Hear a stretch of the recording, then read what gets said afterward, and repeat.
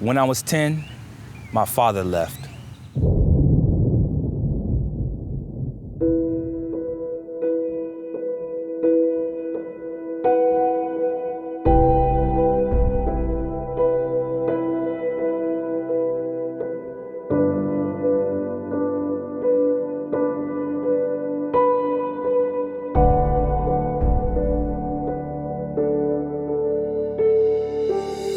The impact of not having my father around was profound. So much so when I began encountering women who were alone raising children, I recognized the void left in the lives of their children. Questions I thought I was way past an adult man began to creep out. What goes on mentally with the man who isn't with their children? What is the real reason? Why does he choose not to be there? For me, I know there wasn't an option for my father. My mother didn't want him and involved, so my siblings and I went without.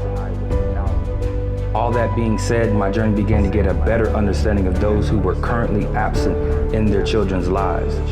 And I wanted to see what I could do to help restore these relationships by building and creating a space and an opportunity for this to happen.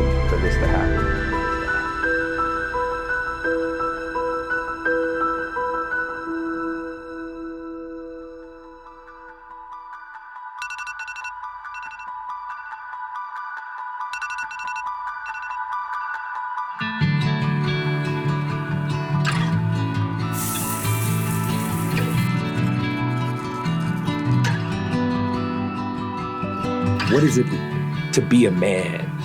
What is it to be and live courageously? What does my self-esteem and self-worth look like? I'm still finding out what manhood is. And with the first child, that changed. With the second child, that changed, right? With the first job, before a wife, with a wife, all those different transitions revealed another dimension of what manhood is. In a word, I would say responsibility. Manhood is stepping into the role of a man, doing the things that you were designed and created to do, which is to lead. Taking the responsibility of leading the family. We see it these days. It's like the genders are almost reversed. You see women these days who are leading the household, men at home playing video games all day, whereas the woman is going out and working. That's not manhood. That's an older boy. I most closely associate manhood with modeling values. Somebody's always watching, There's normally a woman who's watching and inspired, for better or worse. There's normally children who are watching. So a man is gonna model values and become sort of this nucleus of values that everyone else around this person is operating on. In the context of a family, the man is the head of the family. But it's not just there, it's responsibility to those around you, to the community, to other men, to the young males behind you. Manhood is about living out the purpose that God has given for me to live out. And everybody is uniquely made and ordained to be something by God. And manhood means developing into the fullness of who God has called us to be. And that's a journey, right? And it's a lifelong journey.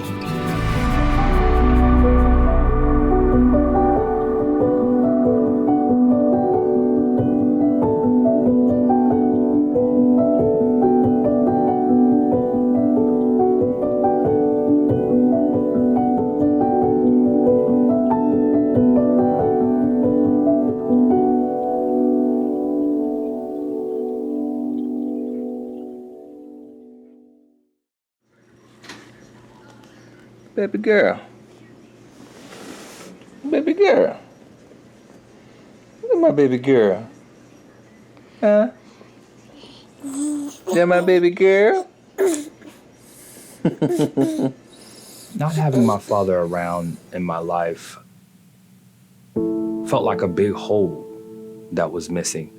It was a big hole in my heart that I felt like there was love that I needed to receive that I never got.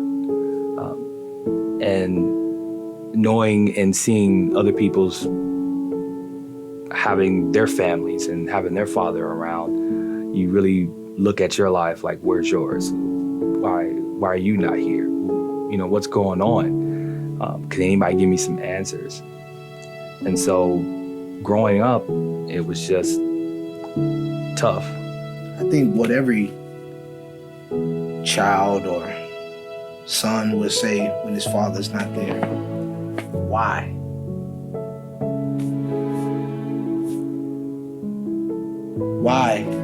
Why didn't you care enough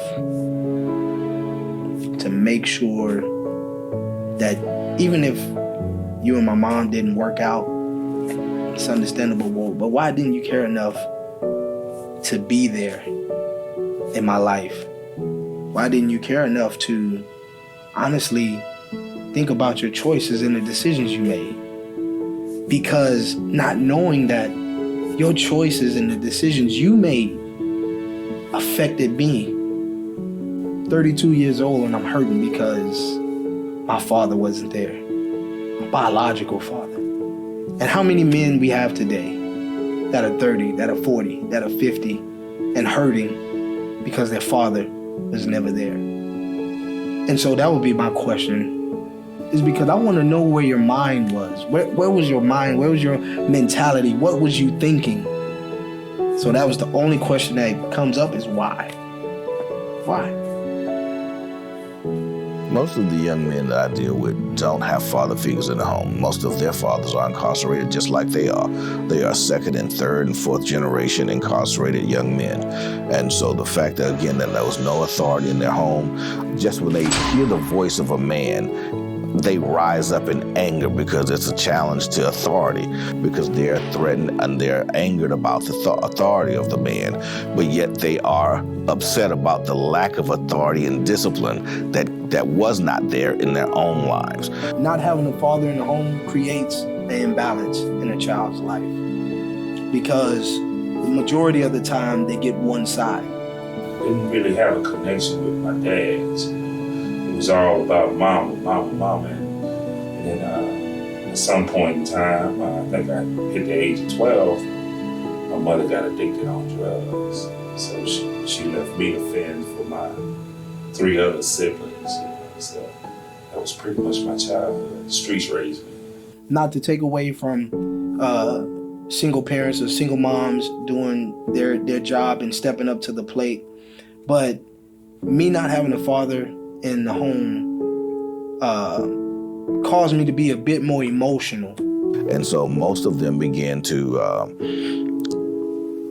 aggravated assaults, murders, their drug offenses, starting around the age of 10 and 11. Most of these young men, by the time they see me, they have been in and out of the system since they were 10 years old, and their fathers are not around. Dad was not around, Mom was around for a little bit, lived with mom's, friend, and there was a lot of abusing, let's say physically and, mental abuse. There was a lot of abuse in growing up as a kid. I have very vague memories of my father. They split up, I believe, when I was 3, and he came back around when I was 7, and he died when I was 10. Even when we talk to them, they think they are out providing. There's no one there to buy me my Jordans, or no one there to buy me the clothes and the gear that I want to look fresh in, so I'm out doing what I have to do. I'm a man, I'm making my way. So they're robbing people, robbing companies, and stealing, and because there's no authority over them. As a kid, my dad had disowned me. He's like, people had told me, he said, hey, that's not my kid. You know what I'm saying? He was never there for me. He will see me in the street and pass me straight. He will, and it was hard knowing that I live with his mom. And he would just pass me in the street, and, if he sees me doing something, he might, take a piece of stick and give me a spanking, but he will never accept me as his kid. at all. So it was sad growing up as a kid. It was sad because my friends, their dad and mom was around, but me, I was just like a stray dog, you know what I'm saying? I was just living with my grandma, and grandparents just spoil you, and there was no dad, man. It was sad. No dad and no mom around, so. It affected me in a way that I want to be deeply and involved with my children, like extremely involved with my children. I didn't want to be that man that didn't want to be there or wasn't present. I wanted to make sure that I cherish each moment that I'm with them, like just to celebrate them and to celebrate life and celebrate them being here on this earth.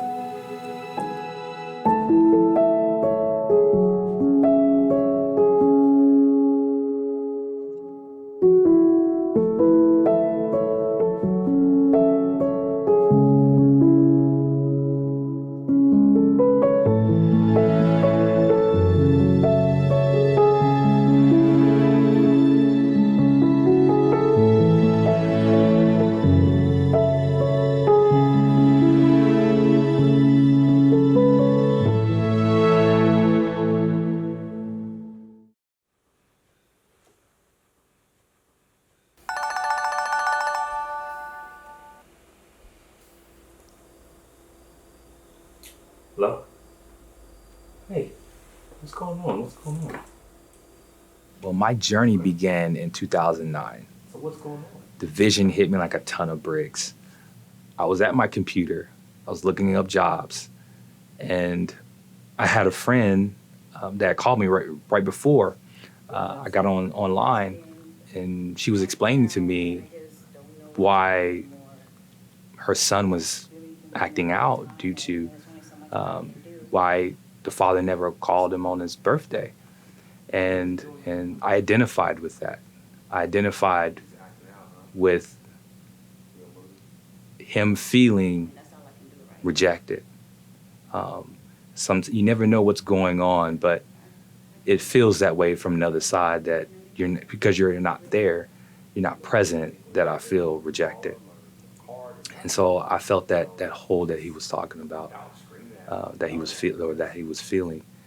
And I said, somebody got to do something about this. As you look around, like somebody has to do something. Like, is anybody doing anything about this? Does anybody care about these beautiful children that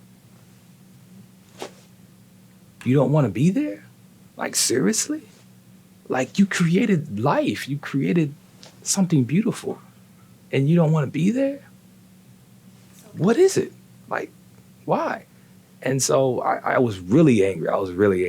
This is before my book, I Love Anger. This is before that. So I'm like, somebody has to do something. And you can hear a voice that says, why not you?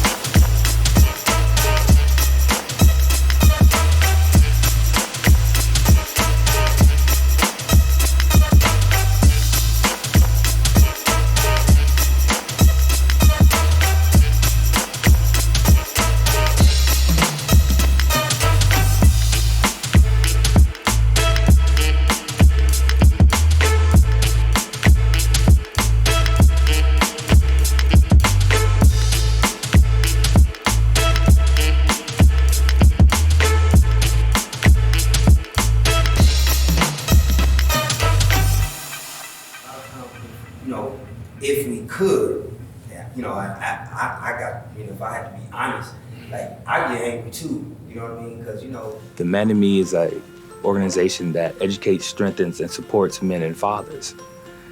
And we want to be able to provide an opportunity for resources and support for those men and fathers that are coming into the organization. And we wanted to just have a safe space for them to be able to be themselves, to be real, to be authentic, to let down their guard. And so we can tackle those challenging issues. I know sometimes the weight of the society and pressures of life weigh us down. And sometimes if you ever notice about your bench pressing and that the weight that you put on is heavy, but when you have a spotter, it's not as heavy because you know you have support to be able to help you, guide you up. And we're those men that help you strengthen your grip to help you get that weight up. And so as you are able to do more reps and be able to fight through the pain and go through the obstacle, that you're able to get stronger. And then without that resistance, without that, you don't grow and develop. And we wanted to help those men discover who they are and why they're here on this earth and how could they really nurture their families and be involved.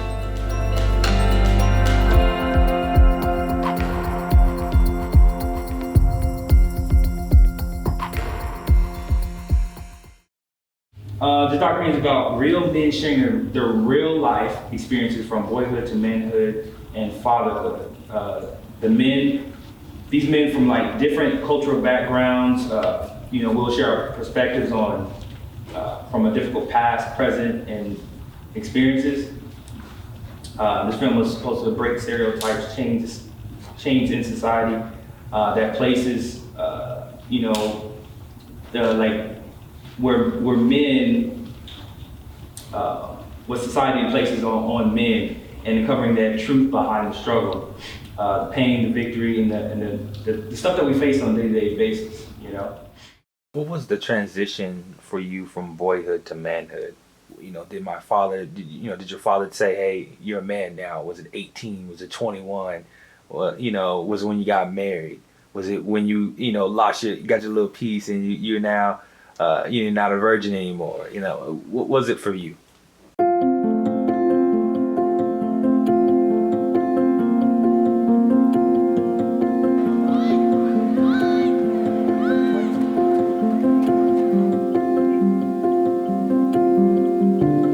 Say mindset.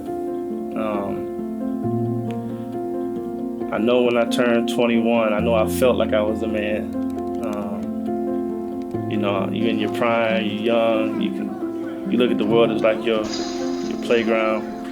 I could say the transition maybe started when I first left home, but that's in 1992. I got married in 2007. It's a 15-year gap.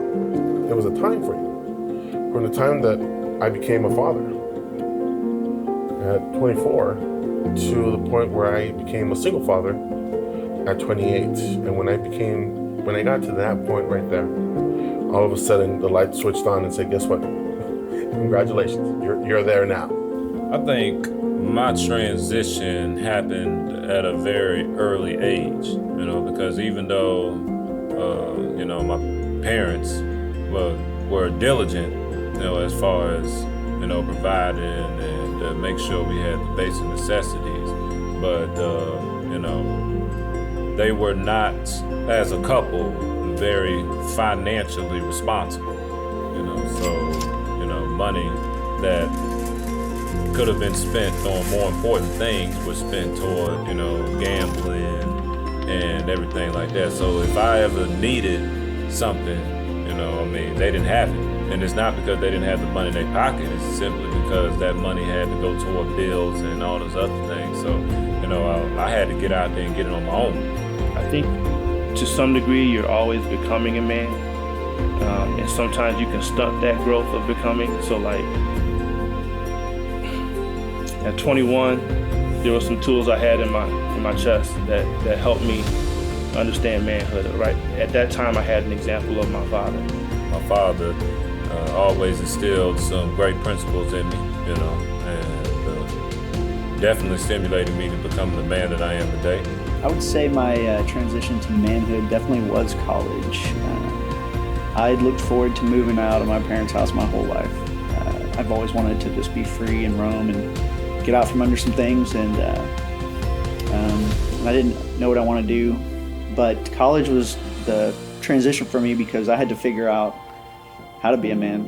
Yeah, I associated with being married, becoming a father. Before that, I think I was in a suspended sort of young man or, suspended first step. The reason why it's so important to have men around you is so that you become quicker, so that you can grow to be a man quicker, so you understand things. There are some things as far as being a man that you're not going to understand until you go through it, like marriage and fatherhood. Those are things that you have to go through. There's an outlook that fathers have, there's an outlook that husbands have, that you're just not going to have that. And it's not even similar to dating. Dating and marriage is totally different, but in becoming a man, you look at responsibilities different. You look at taking ownership different. You look at your place in your community, your society differently. A key step to me becoming a man was me coming to my pops and telling them that I'm moving out. So it was right after I graduated high school and everything. So when I relinquished the stability that they provided, and I told my father and I told him, hey, I want to do this on my own. I think that was a key step to manhood. It was that transition from going into the military, you know what I'm saying? Where the military instilled discipline and all those things into me that I think, those attributes to become a man. I had to do it on my own. Basically, I had to fend for myself at that point. It was no more calling mom and dad no more, So I think after completing basic training and all that, that's when I became a man. My transition, I knew I was a man, was when I had my son, truthfully. Whenever it had happened and she told me she was pregnant, having a baby, it was like, man, I gotta get stuff together now, I gotta start trying to find a career in life, gotta make sure we get an apartment because we stay at my mom's, so gotta make sure we get this going and get that going. So when you see the baby come out, you see his face, that's it. You a man now, you gotta take care of that. That's something that you made and you brought into this world. So you gotta make sure you got ways and got every which way to take care of it. I guess you could say that the transition from boyhood to manhood was when I turned 17 and graduated from high school and came to Austin. At that point, I was on my own. Started learning roles and responsibilities, learning about bills, learning about taking care of bills, working for what I wanted. But the ultimate transition was when my son came into the picture. At that point, I started to realize how important it was to leave a strong legacy for him, to teach him the right ways, teach him what a man really is. So that to me, would be when I started understanding the value of being a strong man.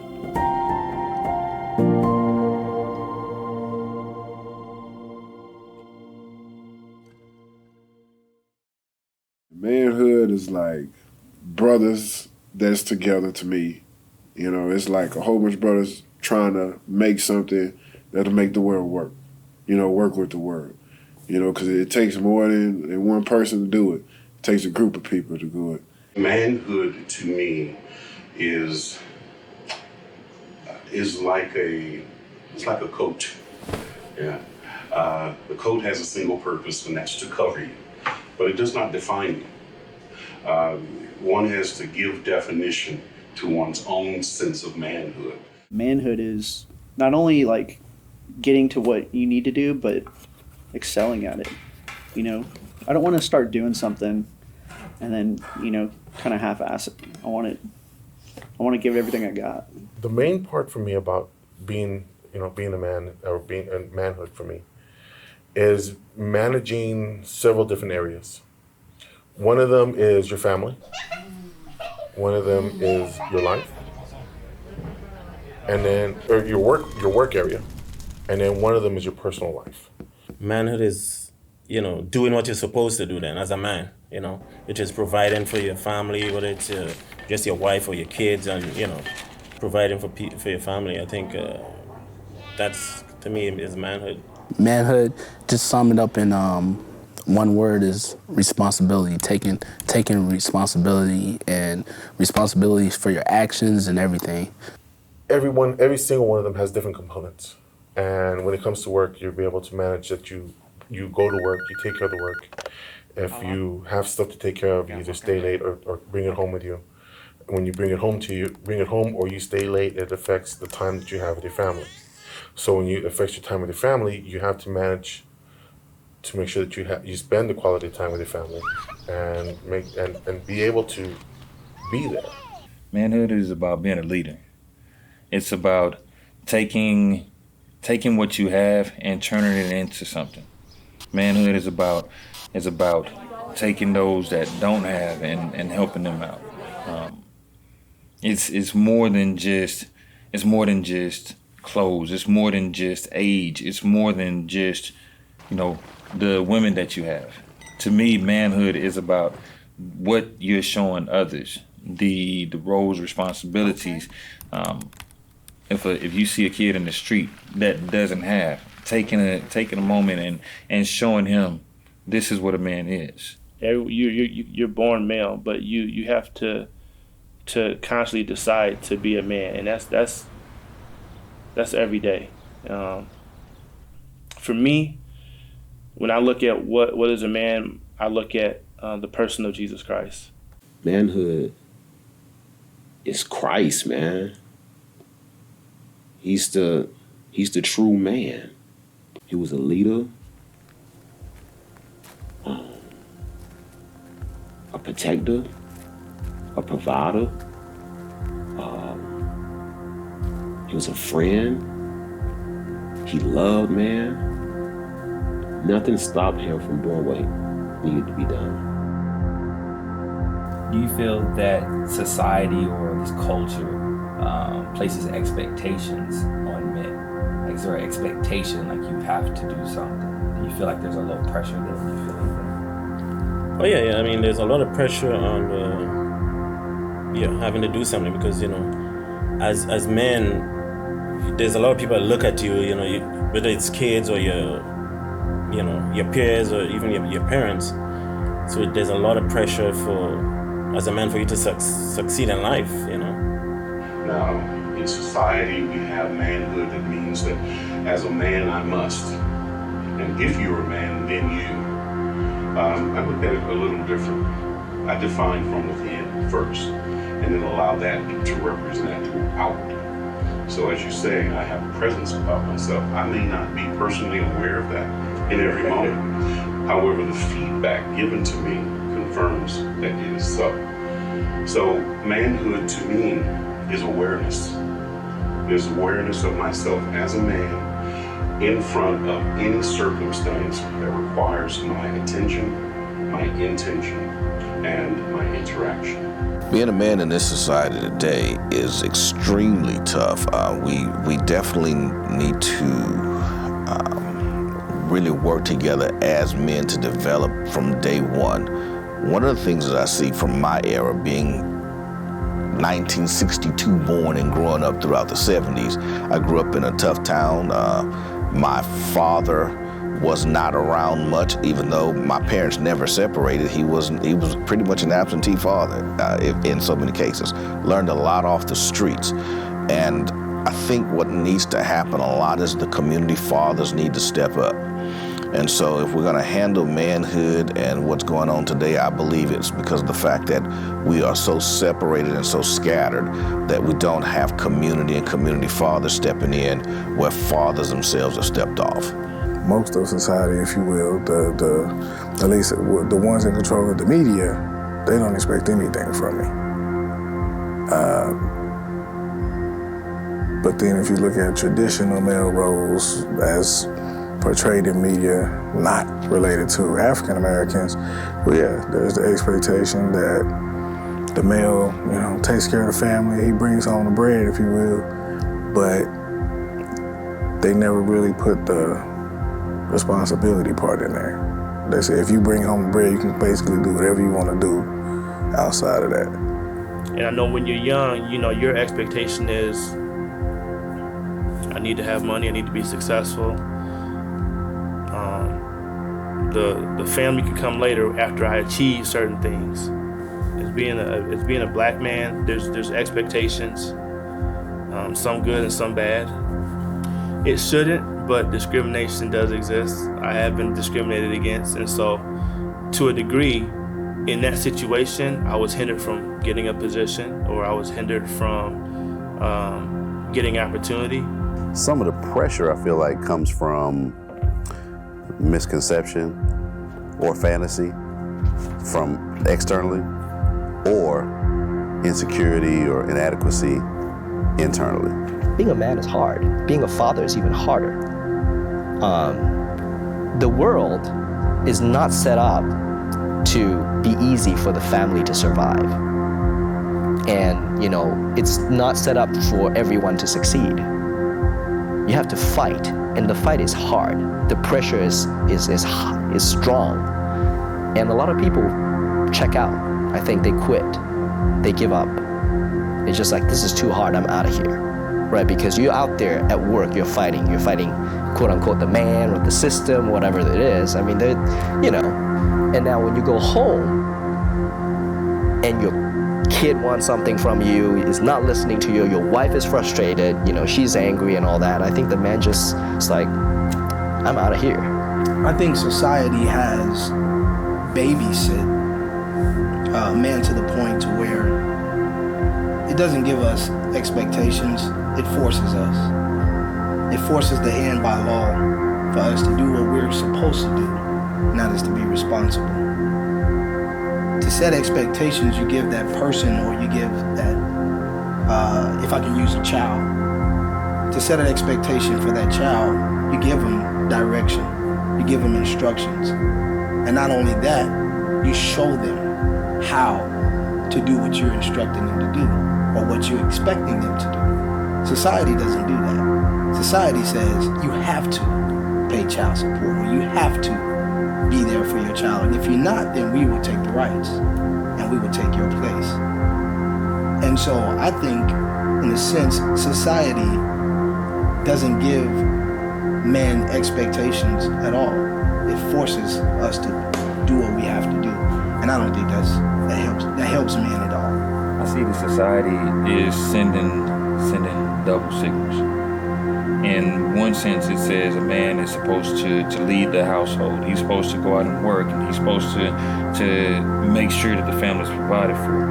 And there's the other side of society that says, you know, you're not a man if you don't have 20, 30 women chasing you.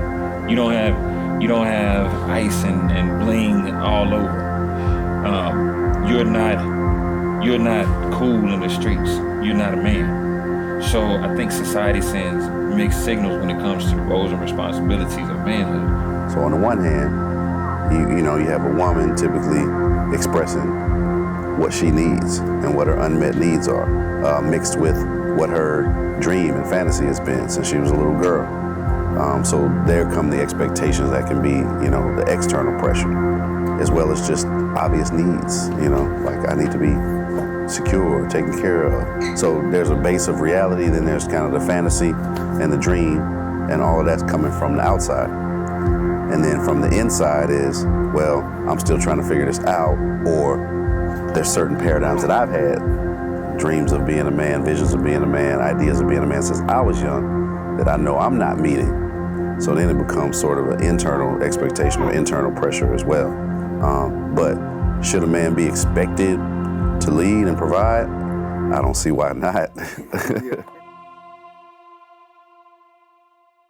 Well, we have monthly workshops that we have for the man in me, and we talk about a different array of topics, whether it be job training, it would be anger management, fathering with a busy schedule, how to focus on that time management, that work-life balance, any pressures of life that they may face. We're able to have this support group where men can be able to share their experiences from all walks of life actually come.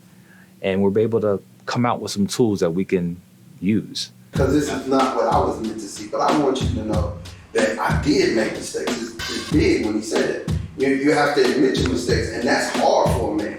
But the thing was, as I was running from this college, I would always try to find something that would cause me to get out of it and go do whatever I wanted to. And someone would always bring me back. There would be some person that would come into my life. Somebody would say something, I would hear something that would just bring me back into this thing. They say, what doesn't kill you make you stronger? But the faith, my wife, even though she gets on my nerves in the back of my head, but I'm not gonna tell her that. She comes out, I'm sorry, I should have listened to you, we shouldn't have done this, or we shouldn't have done this. I said, you know what, sweetheart? Because we went through that and we're still together, it's gonna make us stronger, we're gonna have better, and we do. I really wanted to get my mom out of the situations that we kept getting into. At a really early age, my mom was put into a physical abusive relationship. So the kids right now, so I'll still make mistakes. Hopefully I won't make a mistake, I can't come back. A lot of women don't know how men actually think. And sometimes we don't really say it, we just, okay, You know, those interests can become passion. I talked about earlier. I said some of the things that I get that are glimpses or visions become passion. You know, when I got the vision to help men and fathers, I was the very best person. For me to look my child in his face and say, man, look, I just messed up, you know. That's hard because you see it in his face like, nah, not you. You messed up, you know what I'm saying? To that moment at 50 years old in my life, I looked at myself and I was ashamed of who I was. I was ashamed because I didn't know. So the thing is, if I know you're going through something and you've asked everybody for help and they give you some general, oh, it'll be all right, it'll be okay. I figured the first thing I have to do is I have to figure out why it's a problem for you, your mentality. Why are you going through it? What do I need to do to get next to you to help you shoulder this load? I think that there's a double standard as it relates to commitment because we expect things out of people that we don't volunteer. And so kind of like what Earl was saying earlier, rather than going out looking for a treasure, I have a responsibility to be that treasure before I take the time to put that on anybody else. A working relationship is interdependent. I need you and you need me. I give to you and you receive from me. I give to you and you receive from me. Your strength can be your strength. I can make you stronger. The most important thing for everybody, male and female, is to know your worth. Everybody's a treasure. That treasure should be shared with everybody, maybe. Depends on what you're looking for in life. We say women talk too much, but they're not talking too much. They're giving you information on how to really wine and dine. Let me tell you something. If you think sex is intimacy, you're fooling yourself. Come on. Because a prostitute does not give her heart to a job. That's right. And if you don't remember my favorite color, if you don't know what my shoe size is, what's my favorite rose? See, that's the intimate stuff. You know what I'm saying? You can hit that spot all day long, but if you forgot my favorite color, I don't believe anything you gotta say. That stuff is critical after a few years. Come on. You supported me through everything. Even you believed in me when I didn't even believe in myself. I'm able to accomplish so many great things. And what God put inside of me, I was able to be able to see that manifest here today. And so thank you for loving me for me. Thank you for believing in me. I love you, my queen.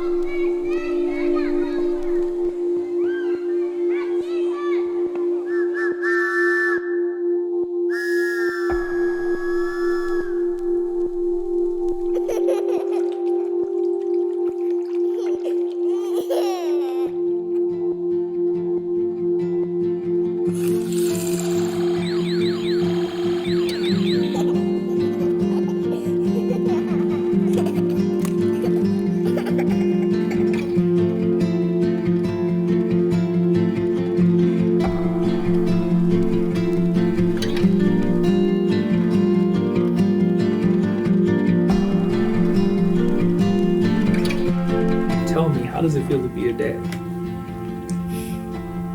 That's the most wonderful feeling in the world. You know, there's no greater feeling. I've known love before, but never unconditional love of a child to me. That is, like I said, that was the defining moment for me when my dreams became no longer a want. It became something that I had to do because I have this little boy looking at me saying that, you know, if you can't do it, then I can't do it. So the game changed at that point.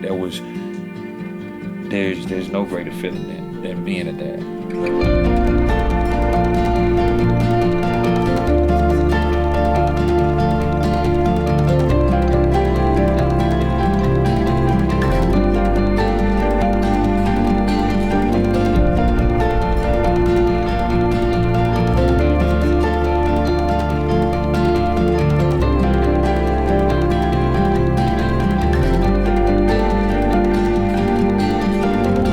Fathers are those who walk, talk, and live the example. Dads, to me, is the emotional side that's there to support, and they show up and do that and they're gone. So for me to be a father, I love it.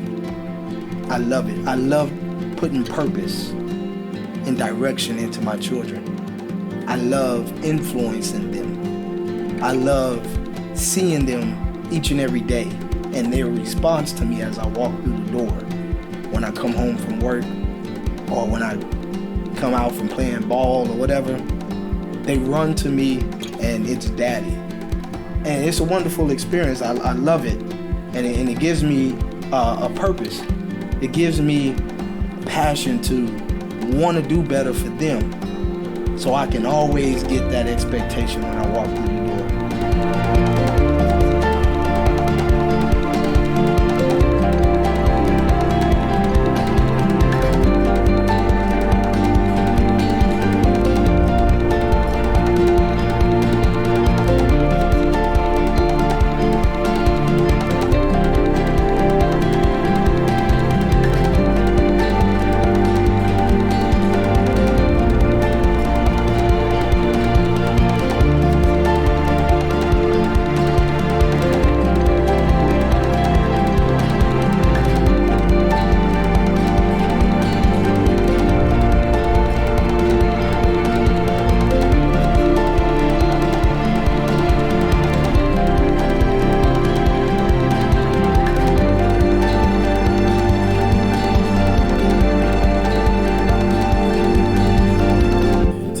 But I feel proud, to have kids looking up at me, and I'm the one who have to provide for them. You know what I'm saying? So I know there's no lacking, when it's coming to getting up, go out and get. But when you can impute into that child the knowledge, wisdom, and understanding that they need to carry them through this life, it's an extraordinary thing. It's awesome. I love being a dad. Is one of the most rewarding things and also one of the most challenging things. I'm constantly reminded of what a gift and also constantly humbled by how inadequate I am. It's invigorating. It just gives you a lot of energy to know that you're responsible for that one, or from a spiritual perspective that, this was given to you to take care of. What are you gonna do with it?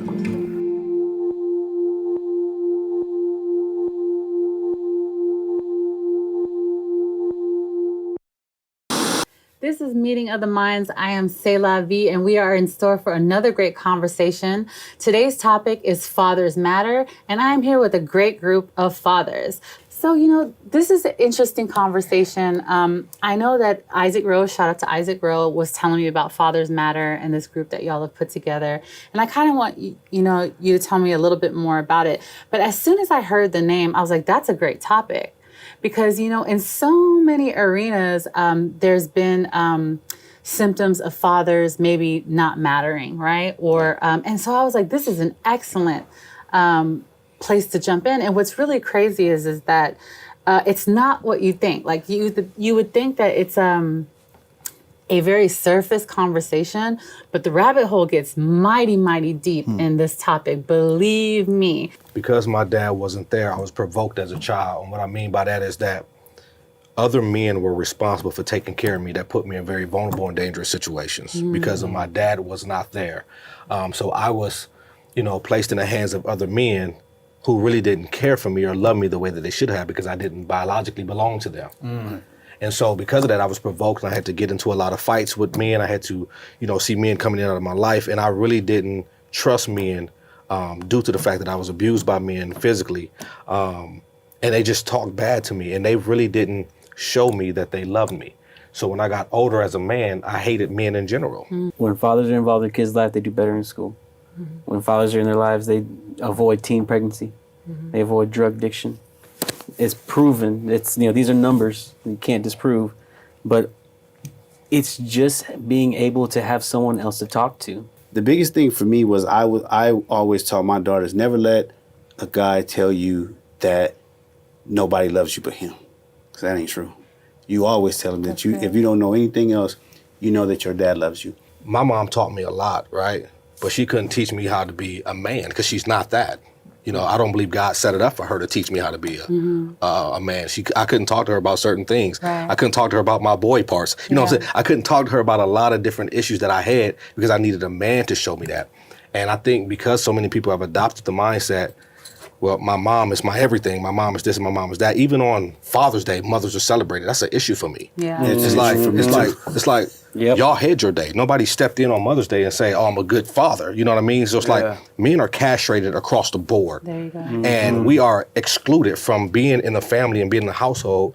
And the reason being because you have a lot of bitter mothers who got with sorry dudes, and therefore they blame all of mankind for their poor decisions. I feel like today in our society, there's a lot of fathers that have lost kind of like their leadership role in society. They've lost this idea of, I gotta be the man, I gotta provide, I gotta be because leadership is not just about telling somebody what to do, but it's about being an example. There are a lot of dad or fathers who are absent, but what about those who are involved, who are there every day, who's being that dad, who's being a legal father, who's being that's the biological father? What about us? Do we get any play for that?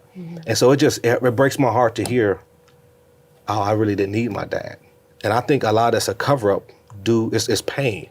But we pull it out as frustration. We're angry. But we're not angry, we're broken. And there was a part of us that has not been dealt with. It has not been, discussed, none of that. So we're sitting here broken, we're still vulnerable.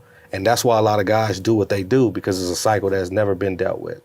When you have a really, really great father, it's really kind of hard to, I don't want to say it's hard to date, but like, you're not going to just fall for anything. Right. You're not going to go for boo-boo-foo. When you know, like, you have a father that just shows you so much love, so much respect, you just can't. Like, it's just, you can't. Like, I know what I'm supposed to be loved like. I know what I'm supposed to be taken care like, right? You can't just...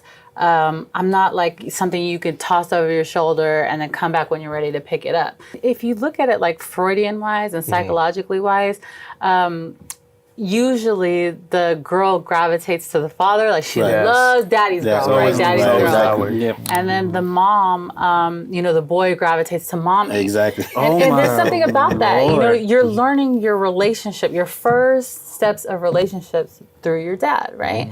And you're saying that there's evidence that, about dating and how well that they do based on, the role that they play with their father, right? What role that plays. It's just so imperative. Women that, there are women that if you are too loving to them, you're too nice, I don't like you. But you want to know why? Because daddy wasn't available. So all I know is how to fight for your love or chase for your love. So the minute that you're actually available for me and you're actually involved with me, I don't even really know if I like you like that anymore. I believe that the man is the man of the household. He sets the precedent, he sets the tone. My daughter should be the first man that she ever dates. And it goes back to what you were saying. If I show her what real love looks like, she won't be chasing after a dude.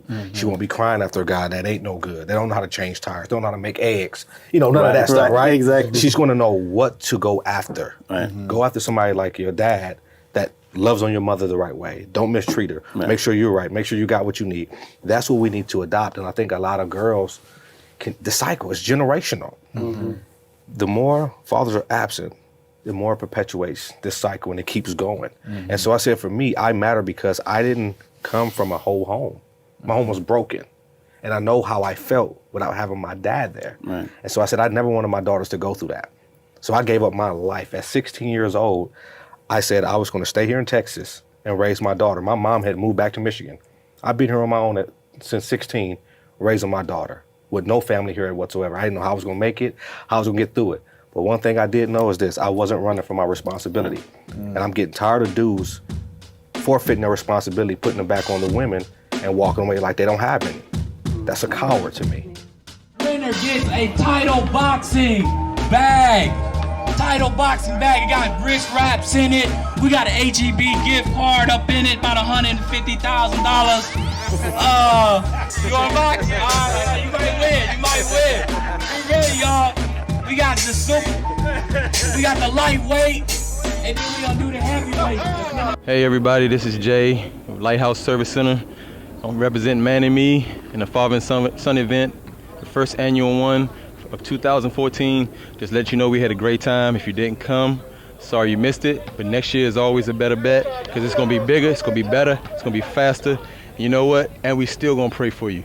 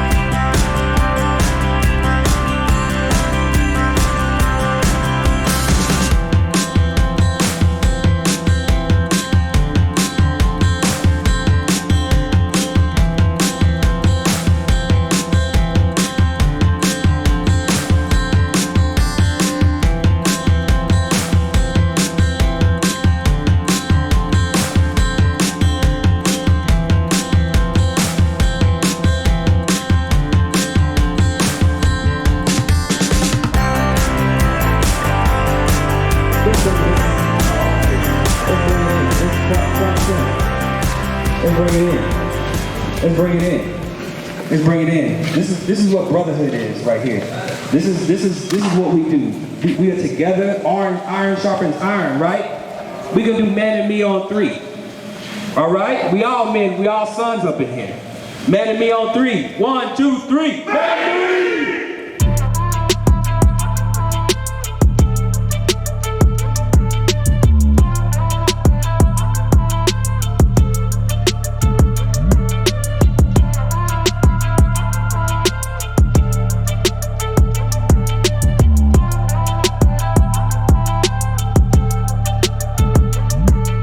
We have our annual family cookout that we have every year. We have lots of food, we have games, prizes, activities that we have for the kids. We're able to not only bring that to the community, but also have the men bring their families out so they can be able to build and bond together. We want that father and family bond. We want to make sure that they're bringing their children, their families out and their children out. And so it shows like this is for you, but this is what you're doing. You're bringing your family out. It's not just a regular one, just cookout or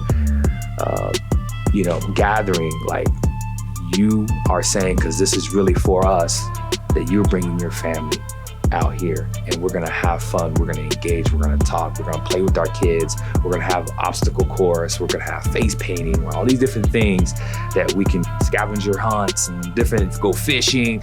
All these activities that we can have. We have that really engage the father involved with the family and with the children.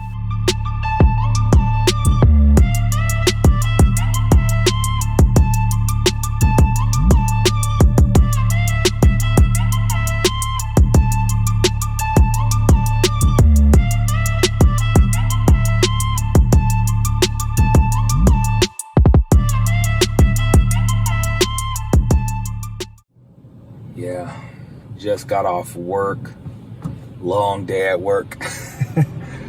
And so now I'm headed to iDad's. iDad's got to be there. Traffic is kind of rough, so I'm trying to get there. we are in partnership with the City of Austin Housing Authority, and we're able to have a group called the iDads, which is Involved Dads of Action, Developing and Succeeding. And kind of the same concept of Man and Me workshops that we have. So we conduct 5-week, twice a week sessions. So my name is Josh Banks. I am the coordinator for the iDads program. I don't know if they've gone into the deets of what iDads is, but iDads is an acronym standing for Innovative Dads of Action, Developing and Succeeding. The program's been around for about 3.5 years. We won an award last year for being innovative. Yay. Just a couple of... So today, being a man, what is his role? So for today's father. They teaching them, golden rules of life, as far as, follow rules in that book, and having integrity for yourself. Like my boys, I try to teach them how to survive off the land, so different strokes for different folks, but. Too many of our kids, again, entitled to, everything handed to them and stuff like that, and they just totally pretty much out of them. Yeah. They're out of them. Raise your hand if you would agree that the definition of masculinity is the same as it was in yesterday's father's role. Most of our culture and kids coming up are more geared, they're more selfish. They're more selfish. They, it's about me, give me. I try to teach my kids the simple thing in life. Simplicity. Yeah. Exactly. For real. Because when my kids coming up, I didn't think I was buying Jordans. Nope. Shoes, I was buying what I could. So they just did they're doing some research studies over at UT, and they were saying that when we think about dads wanting to be better as dads and wanting to improve, it's like 68% of dads want to do better for their kids. There's a small percentage that don't want to do better. You know what? But the thing is, we don't necessarily know where we need to go. A lot of people don't know. So 5 weeks, twice a week sessions that we have for about an hour and a half, 2 hours. And we talk about those same topics. We talk about anger management, job preparation, time management, all these different things. How to be involved in my children's life. Communication, conflict resolution. All right, y'all give him a hand. Somebody gave me a flyer where I live. I live on Chalmers Courts, and they gave me a flyer and they say that they got a program called iDads, and so I just get a shot, because to go see where it is, because they say they're gonna have food and all that, so I come and see, let me see what it is. The biggest thing that I got out of iDads was a lot of structure. I was able to get a DBA thanks to Mr. Rowe and his help, and now I have my own business that is official with IRS EIN number and all. And that's something I'm real proud of. He helped me out a lot with that. I got a lot of support from these guys. I can't even begin to explain how much relief came off my shoulders as a father. After we paint this, and I suggest that you don't go super thick with the paint because you do want it to dry. What you got? Did you say we have to do stripes? Huh? Did you say we have to do stripes? I think so. Okay, I kind of messed up. That's okay. You can do stripes on the inside of it though. Look at this. This is great. I like that. I'm not good with art, but it was fun. Doing something different. Stepping outside the box.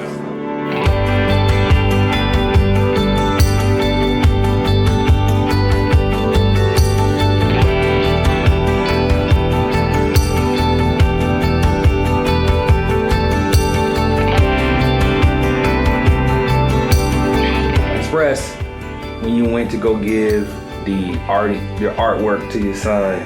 How was that? How was that experience for you? Well, when I gave it to him, I said, "Hey, you little Zion," and I told him I love you, and he said, "You love me too," so that's good. And his mom, she knows what's up, so that's cool. I thank you guys for all this stuff. It's cool. I like this.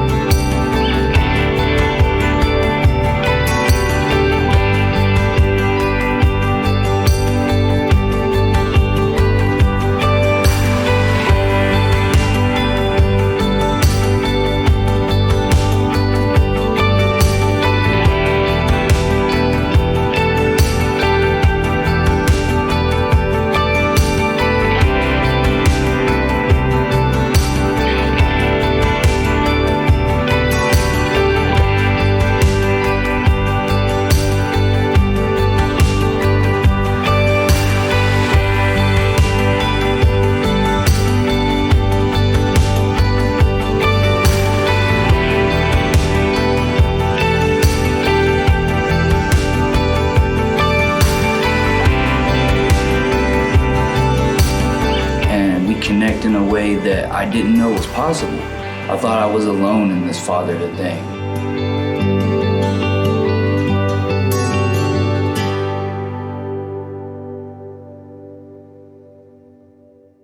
As a man, it is very difficult to express emotions and feelings.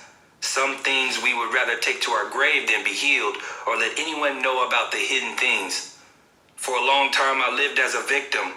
But now, after taking my power back, I am a victor. You want to know who you truly and fully are inside, right? You have been holding in all types of offenses, anger, pride, rejection, resentment, fear, and hatred. These feelings are keeping you from truly experiencing who you are. Let's take responsibility of our lives today. You have the power to change and to create whatever you want. I know you want to live what's inside you. It is possible, you know. You have to believe that it is. You may not feel like it will ever get better. You just can't help the way you feel, but I need you to believe again. I need you to have faith if you want to be free of everything that's holding you back from being healed of any offenses in life. Let's change the way we think about the past and current situations. It's our perception that's jacking us up. We are such emotional creatures, and it's natural to feel this way.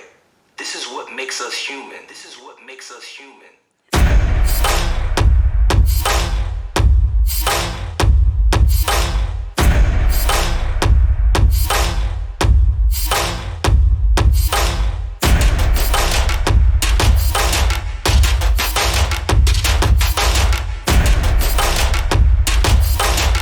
Massive Manhood Conference is a conference that we do every year and focus on all males for professional and personal growth. And we have workshops, we have keynote speakers, we got a live band, we got great food, and great atmosphere.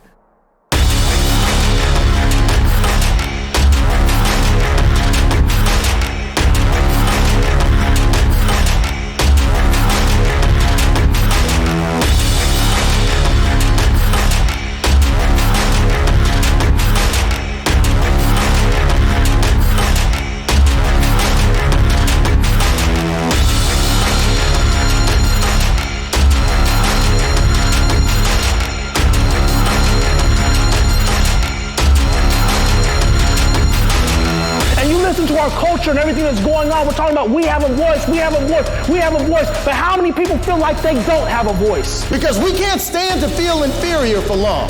There's this sense of loss, and oftentimes in our obstacles and challenges in life, we end up dealing with and trying to battle with, how do I cope and deal with loss? And it allowed us to get to the business quicker, which was, let's be real.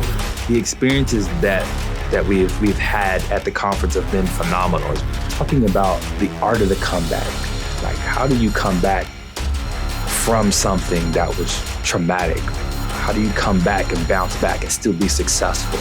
Talking about generational wealth, how to be an entrepreneur. So these topics that we talk about are focusing on that inner man so much and deeply. Like, we really focus on the inner man.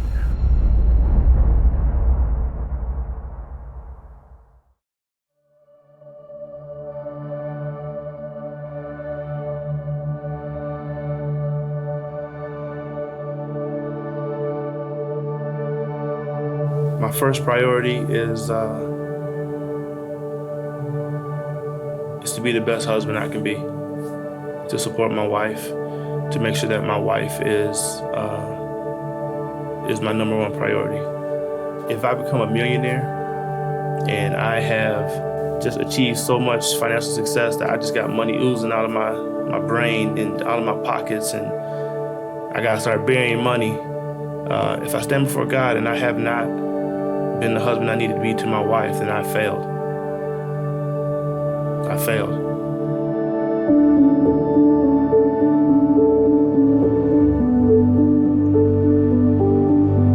I want to create a better future for the generation that's coming behind me. What I want out of life is a better life for others. That's my ultimate role and responsibility in life. That's my calling. I want my son to never have to ask somebody else for a handout. I want him to be set for life, and I want the generations that follow to be set for life.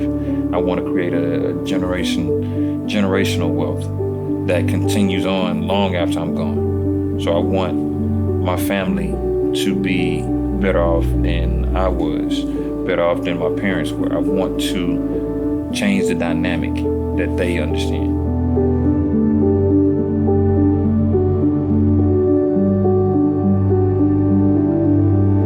The legacy that I want to leave is not only me living my life to the fullest, but constantly encouraging other people, to do the same. And for each and every person to fulfill their greatest potential.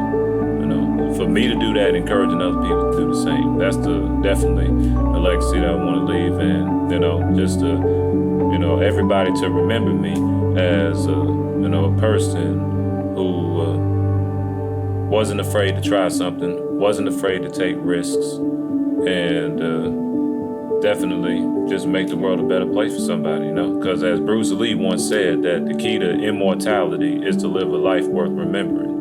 I want my legacy to be based upon who I am.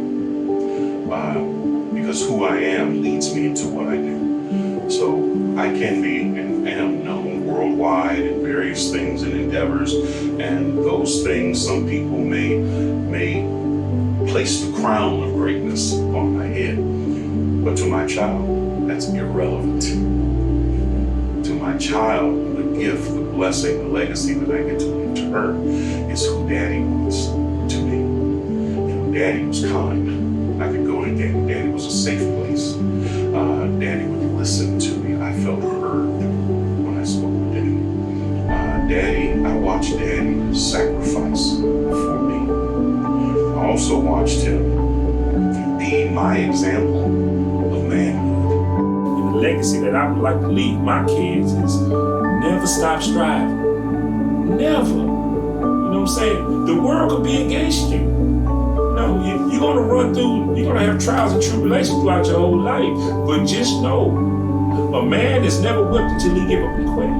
You never stop swinging. You can't stop a player's game in the ninth inning. When the base is loaded, when you down by 2 points, what you do? You get up to that mound and you swing.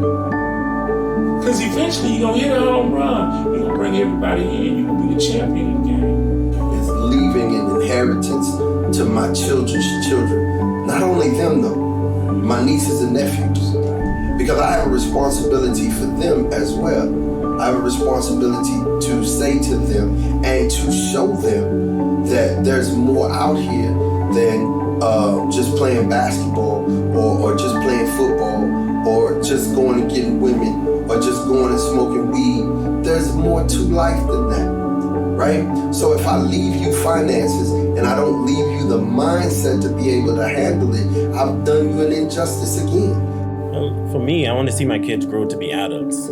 I think that will make me proud to see them grow to be adults and be good people in society. That's my biggest dream, right now. To just see my kids grow to be, make a change. Even if they can make a change in society, I just want them to grow to be good people, good parents. If they could grow up to be good parents and be there, that would make my day. Seriously, make my day. Well, for me, what I want to leave behind is I really want to lead men, whatever I can. I feel that every man should be in a position to where they're bringing somebody up, and they also have a man or somebody in their life that they can draw that wisdom from and that experience from. So I'm in the middle all the time. I have someone that I'm bringing along with me in my journey in life, and I have someone that I'm following, someone that I am in a relationship with that's holding me accountable. So I want to make sure I'm in these positions. At this point, I think the focus is on value to the world in terms of legacy. There's lots of people, all kinds of expertises and experiences, and with that comes all sorts of needs. So if we're valuable to the world we live in, we're meeting some of those needs. and hopefully coming up with ways to meet those needs, like in a way that's sustainable, that lasts beyond us.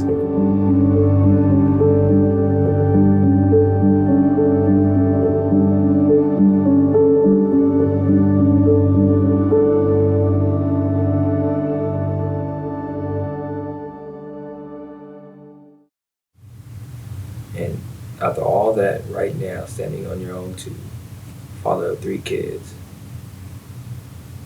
where you are right now, what would you say to your father?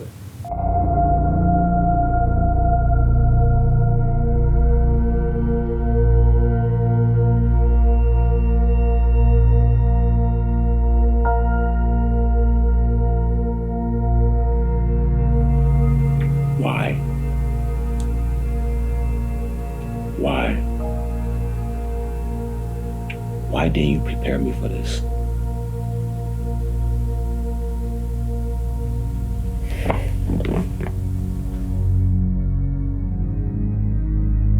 I would tell my father that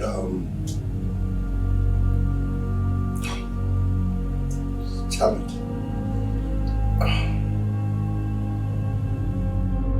To be honest, my father, he stepped out on my mother and had another child. And I'm very close to my mother, you know. I'm what you call a mama's boy, you know what I mean? But I kind of forgive him for what happened in the past because, you know, when you're young, a lot of people, you know, they do the wrong things when you're young. And he was 17 or whatever when he had me, so, you know, a lot of his family kind of look at me like, why will you forgive him for, you know, he ignored you and treated you like that, but you know, I really forgive him because, you know, I don't think he knew what he did when he was that age, you know what I'm saying? At that age, you just want to have a good time.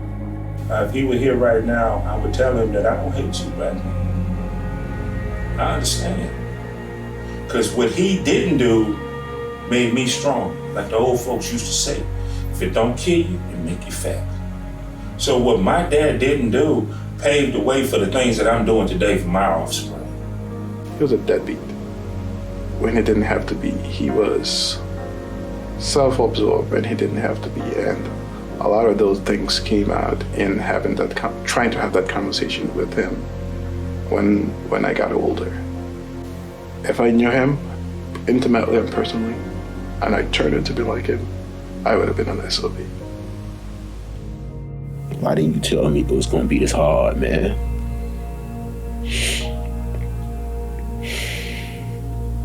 Why didn't you tell me who I am? What I was capable of doing?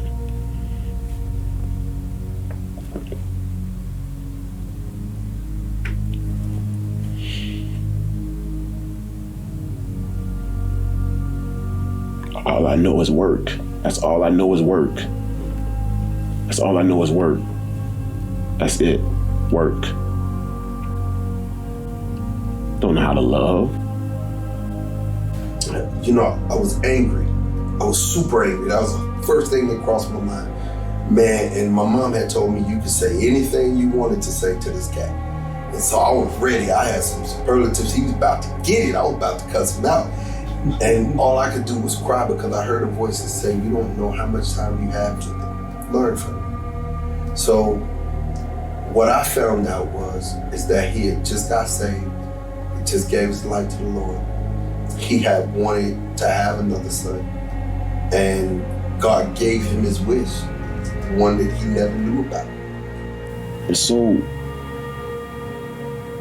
I realized most of my mistakes, the same ones he made. The same mistakes.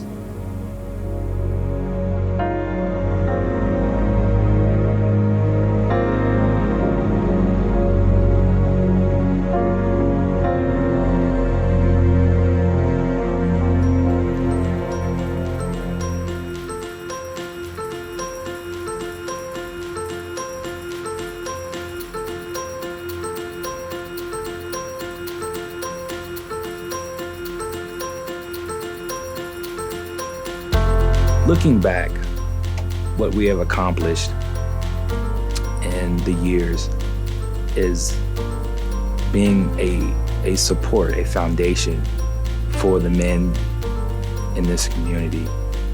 that they can have a safe space, not to be judged, to come in, work on themselves so they can be better with their families.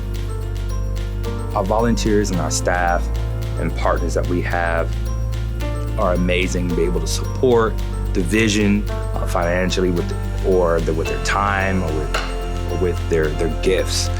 So we've been really fortunate to have gifted people to be able to help build this organization to what it is today. For the future, I would like to expand it to different cities, be able to have men talk workshops in different cities, hopefully internationally. That's what we plan to do.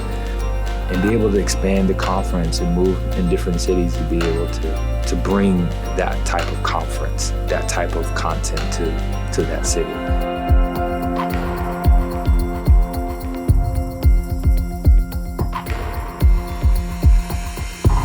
You may not have had a father that was good to you, that was a father to you, that stayed around for you, and you may not know how to be a good father. But you have a Heavenly Father. He cares about you. He loves you. And He's there to help you. This can't be about you. Being a father, being absent from the home, being mad at the mother, being mad at the baby mama, this cannot be about you. You have a responsibility to make sure your child lives a better life than you. I don't believe in the word can't. So no matter what circumstances they're born into or what situation they're currently going through, they can do anything they set their mind to. And I try to drill that home to them first and foremost, because if you set your mind on something, you can accomplish anything. There's nothing more powerful than a man that will partner with God and be infused with the power that He has given us all to subdue anything that would come against us. We as men need to believe that, and that's what makes us great men. And as long as someone can keep us from believing it and making us mismanage it, then we will always have prisons and jails and murder and mayhem. But once we know who we are in Christ and the power that is with that and partner together, there is nothing more greater that God has ever created than a man.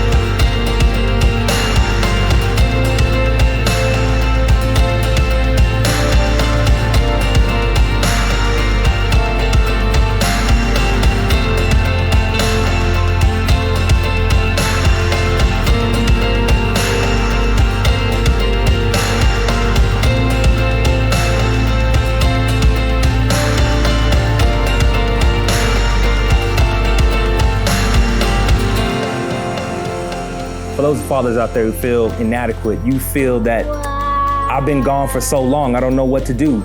They don't love me, they do love you. Let me say that right now, they do love you. And right now I need you to go back and contact them. Let them know that you love them. Text them, call them, let them know. And hug them, let them know that you are there. Let them know that you are present and that you love them. We need you. They need you.